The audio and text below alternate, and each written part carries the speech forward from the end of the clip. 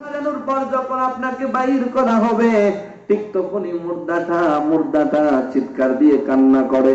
তারপরে যখন ওই মুর্দাটাকে, ওই লাশটাকে যখন গোসল করানোর জন্য একটা নির্দিষ্ট জায়গার মধ্যে নেওয়া হয়, যারা গোসল করানোর জন্য নিয়োজিত হয় গো, ওই 2 জন অথবা 3 জন লোক যখন ওই মুর্দাটাকে গোসল করাতে যায়, তখন ওই মুর্দাটা ডাক দিয়ে কয়, ভাই, ও বাইরে, আস্তে আস্তে আমার উপরে কুসুম গরম পানি ছাড়। আল্লাহু আকবার বলেন।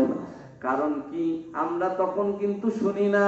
কারণ হচ্ছে একটা মুর্দাটা ডাক দিয়ে কয়, বাইরে, একটু আগে মালাকুল মউত আমার বডিটাই রূহটা নিয়ে গেছে, আমি জানি কি পরিমাণে কষ্ট আমি পাইছি। আল্লাহু আকবার বলেন। যখন যারা গোসলদাতা তারা যখন সাবান গায়ের মধ্যে লাগায়, যখন কুসুম গরম পানি ছাড়ে, ঠিক মুহূর্তে গানটা এইভাবে ডাক দিয়া বলে।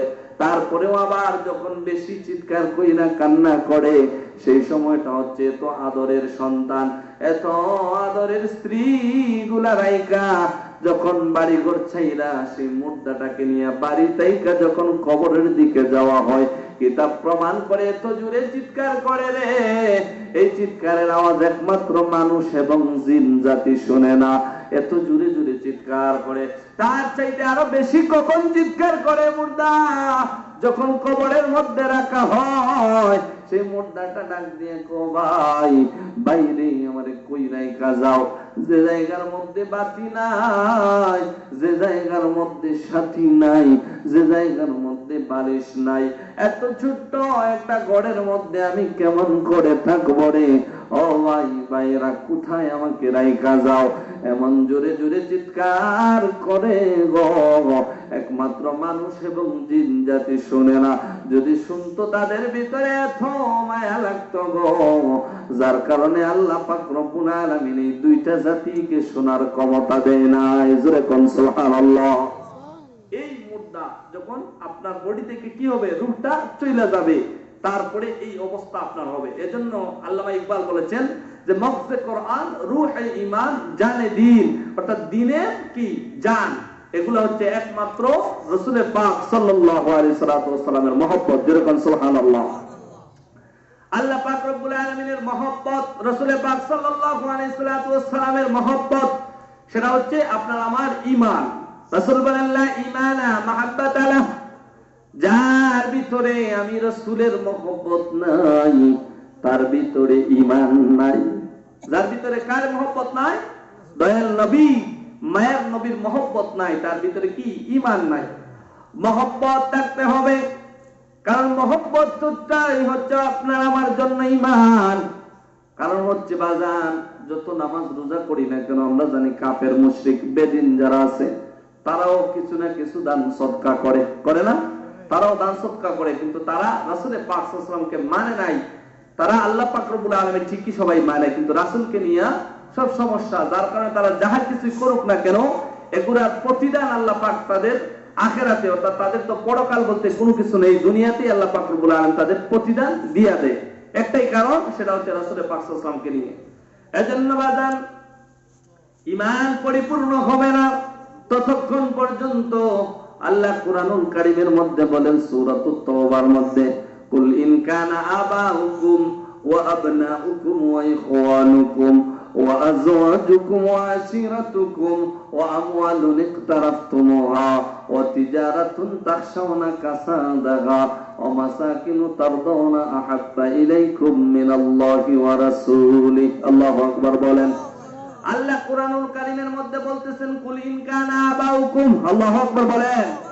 আল্লাহ স্বয়ং কুরআনুল কারীমের মধ্যে বলতেছেন, ও আমার প্যারা হাবিব, ও আমার বন্ধু নবী গো, আপনি উম্মতদেরকে, মুমিন বান্দাদেরকে বলে দেন, কুল ইন কানা আবাউকুম ওয়া আবনাউকুম, তারা যেন তাদের বাবাগণ অর্থাৎ তারা যেন তাদের পিতাদেরকে, ও আবনাউকুম তাদের ছেলেদেরকে, ওই ইখওয়ানুকুম তাদের ভাইদেরকে, ওই ইখওয়ানুকুম আজওয়াজুকুম তারা যেন তাদের স্ত্রীগণকে, ওয়াশিরাতুকুম তারা যেন তাদের বংশের লোকদেরকে, ওয়াশিরাতুন ওয়া আমওয়ালুন ইখতারাফতুমুহা তারা যে অর্জিত সম্পদগুলা করছে, তারা যে জমাকৃত যে সম্পদগুলা করছে, ওয়া আমওয়ালুন ইখতারাফতুমুহা ওয়া তিজারাতুন তাখশাউনা কাসাদাহা তারা যে ব্যবসা বাণিজ্য করে, ওই ব্যবসা নয় যেই ব্যবসার মধ্যে ক্ষতির কোনো আশঙ্কা থাকে না, এই ব্যবসা নয়।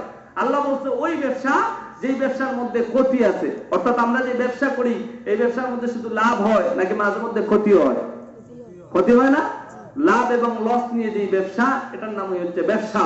আর একটা ব্যবসা আছে যেই ব্যবসার মধ্যে কোনো লস নাই, সেই ব্যবসাটার নাম জানেন আপনারা? সেই ব্যবসাটার নাম কি? সুদ। যে ব্যবসার মধ্যে কোনো লস নাই। সুদ এমন একটা ব্যবসা যে ব্যবসার মধ্যে কোনো লস নাই। আবার সুদটা আল্লাহ পাক রব্বুল আলামিন আপনার আমার জন্য হালাল করছে নাকি হারাম করছে? জোরে বলেন না, কি করছে? হারাম করছে। এজন্য আল্লাহ বলছে ওয়া তিজারাতুন তাখশাউনা কাসাদাহা এমন ব্যবসা যে ব্যবসার মধ্যে কি হচ্ছে? ক্ষতির আশঙ্কা রয়েছে। অর্থাৎ আপনি যদি বিজনেস করেন, ব্যবসা করেন, এক বছর দেখা যাবে লাভ হচ্ছে, পরের বছর কিছু না কিছু লস হচ্ছে, অথবা 2 বছর ভালো ইনকাম করছেন, এক বছর দেখা গেছে লস হয়ে যাচ্ছে। এজন্য আল্লাহ বলছে ওয়া তিজারাতুন তাখশাউনা কাসাদাহা ওয়া মাসাকিনু তারদাউনাহা অর্থাৎ তোমরা লক্ষ লক্ষ কোটি কোটি টাকা দিয়া যে সুন্দর বিল্ডিং ইমারত গুলা বানাইছো, তিজারাতুন তাখশাউনা কাসাদাহা ওয়া মাসাকিনু তারদাউনাহা আহাব্বা ইলাইকুম তোমরা তোমাদের পিতাদেরকে, তোমাদের ছেলেদেরকে, তোমাদের ভাইদেরকে, তোমাদের স্ত্রীদেরকে, তোমাদের পুত্রের লোকদেরকে এবং তোমরা যে ব্যবসা বাণিজ্য করবা ওই ব্যবসা বাণিজ্য সহ ওমাসাকিনু তারদাউনাহা এবং তোমাদের যে সুন্দর সুন্দর বিল্ডিং গুলা আছে ওই সমস্ত বিল্ডিং সহ এগুলা যেন আহাব্বা ইলাইকুম এগুলার প্রতি যেন তোমাদের অধিক মহব্বত না হয় মিনাল্লাহি ওয়া রাসূলি আল্লাহ এবং রাসূলের চাইতে যেন ওগুলার প্রতি তোমরা মহব্বতকারী না হও। সুবহানাল্লাহ। এই যে বললাম বাবা, ছেলে, সন্তান, সন্ততি, এভরিথিং যা কিছু আছে এগুলার প্রতি যেন তোমরা আকর্ষিত না হও, এগুলার প্রতি যেন তোমরা কি বেশি মহব্বত না লাগাও। আহাব্বা ইলাইকুম মিনাল্লাহি ওয়া রাসূলি অর্থাৎ আল্লাহ এবং রাসূলের চাইতে যেন এগুলার প্রতি তোমাদের মহব্বত না হয়। ওয়া মাসাকিনা তারদাউনাহা আহাব্বা ইলাইকুম মিনাল্লাহি ওয়া রাসূলি যে আল্লাহ পাক বলতেছেন যে এগুলার প্রতি যেন তোমরা এত বেশি অধিক পরিমাণে মহব্বত না লাগাও। কার প্রতি? যে আল্লাহ এবং রাসূলের চাইতেও তোমরা এগুলার প্রতি মহব্বত করতে পারবা না। ওয়াতিজারাতুন তাখশাউনা কাসাদাহা ওয়া মাসাকিনু তারদাউনা হাব্বা ইলাইকুম মিনাল্লাহি ওয়া রাসূলি আল্লাহ এবং রাসূলের চাইতে ওগুলার প্রতি তোমরা অধিক পরিমাণে কি করবা না? মহব্বত করবা না। যদি তোমরা মহব্বত করো রে আমার আল্লাহ ডাক দিয়ে কয় তোমাদের জন্য আমি আল্লাহর পক্ষ থেকে একটা বিধান আসতেছে। কি বিধান আসতেছে? আল্লাহ পাক রব্বুল আলামিন বললেন যদি তোমরা আল্লাহ এবং রাসূলের চাইতে ওইগুলার প্রতি তোমরা আকর্ষিত হয়ে যাও, মহব্বত বেশি লাগাও, তাইলে আমি আল্লাহর পক্ষ থেকে একটা বিধান আসতেছে। সেই বিধানটা তাফসীর করতে যাইয়া তাফসীরে মাযহারির মধ্যে আল্লামা কাজী সানাউল্লাহ পানিপাতি রাহমাতুল্লাহি আলাইহি বলেন গো ওই বিধানটা অন্য কিছু না, অন্য কিছু না, আল্লাহর পক্ষ থেকে অতি তাড়াতাড়ি গজব আসতেছে। জোরে কর নাউজুবিল্লাহ। যদি আমরা এই যে কয়েকটা স্টেপ বললাম ওগুলোর প্রতি যদি আমরা আকর্ষিত হয়ে যাই, তাহলে আল্লাহ এবং রাসূলের চাইতে যদি বেশি এদের প্রতি আমরা আকর্ষিত হয়ে যাই, মহব্বত বেশি করি, তাহলে আল্লাহ বলে তোমাদের জন্য একটা বিধান আসতেছে অতি শীঘ্রই। সেই বিধানটা তাফসীর করতে যাইয়া আল্লামা কাজী সানাউল্লাহ ফানিবাতি রাহমাতুল্লাহ আলাইহি বলেন সেই বিধানটা অন্য কিছু নয়, সেই বিধানটা হচ্ছে একমাত্র আল্লাহর পক্ষ থেকে তোমাদের প্রতি গজব আসতেছে। জোরে কোন নাউজুবিল্লাহ। তাহলে সবকিছু রাসূল পাক সাল্লাল্লাহু আলাইহি ওয়াসাল্লাম আবার বলছেন যে আমি বৈরাগ্য পছন্দ করি নাই, সংসার ছাইরা তুই চইলা যাইবা তুমি পাহাড় পর্বতে, এগুলা রাসূল পাক সাল্লাল্লাহু আলাইহি ওয়াসাল্লাম কি পছন্দ করেন নাই। সবকিছু মিলিয়ে কি করতে হবে? আল্লাহর গোলামি করতে হবে। ঠিক কিনা বলেন? সবকিছুর ভিতরে আল্লাহ পাক রব্বুল আলামিনের গোলামি করতে হবে। আবার সব কিছুর পদ্ধতিটাও আল্লাহ এবং রাসূলের প্রতি প্রেম ভালোবাসা রাখতে হবে। কারণ রাসূলে পাক সাল্লাল্লাহু আলাইহি সাল্লাম বলেন যে আমার উম্মত যারা আছে তারা শুধু বৈরাগ্য অর্থাৎ পাহাড় জঙ্গলে যাইয়া শুধু আল্লাহর গোলামি করবে, আমি রাসূল সেটা পছন্দ করি না। যেমন আল্লাহ প্যারা হাবিব বলেন যে কোন বান্দা যখন তার পরিবার পরিজনের রিজিকের জন্য হালাল উপার্জনের জন্য যখন ঘর থেকে বাইর হয়, সারাদিন যখন কাজ করে, যখন আল্লাহর পক্ষ থেকে আজান হয়, নামাজের যখন আজান দেওয়া হয়, সেই আজান শোনার পরে আবার যখন যথা সময়ে নামাজ আদায় করে, নামাজ আদায় করে আবার যখন কাজে চলে যায়, আমার বান্দাটা যখন এমনি ভাবে হালাল উপার্জনের তালাশে থাকে, আর যখন হালাল উপার্জন কইরা পরিবার পরিজনের জন্য রিজিকের ব্যবস্থা করে, এই বান্দাটা সারাদিন যেন সদকার মধ্যে নিয়োজিত থাকে। সুবহানাল্লাহ বলেন। উপার্জন হতে হবে কিসের? হালাল পন্থায় উপার্জন করতে হবে। এই হালাল পন্থায় যদি আপনি আমি উপার্জন করি, আর সংসারের যে এভরিথিং যে কাজগুলো আছে, বাচ্চা কাচ্চা সন্তান সন্ততিকে মানুষ করতে যাইয়া, তাদেরকে বড় করতে যাইয়া যে খাবারের অন্বেষণ করে থাকি আমরা, পরিবারের প্রধান যারা আছি, বাবারা বড় ভাইয়েরা, এগুলা যদি হালাল পন্থায় এনে আপনার সন্তানদেরকে খাওয়ান, বড় করেন, আল্লাহ পাক রব্বুল আলামিন এটা হচ্ছে তার জন্য একটা বড় ইবাদত। জোরে কোন সুবহানাল্লাহ। এজন্য আল্লাহর প্যারা হাবিব বলেন যে যদি তোমরা যত ইবাদত করো, সব ইবাদতের মূল হচ্ছে দয়াল নবী মায়াল নবীর মহব্বত। কারণ রাসূলের মহব্বতের নাম হচ্ছে ঈমান। আর ঈমান তার প্রতি, তার ঈমানটাই সবচেয়ে শক্ত ঈমান।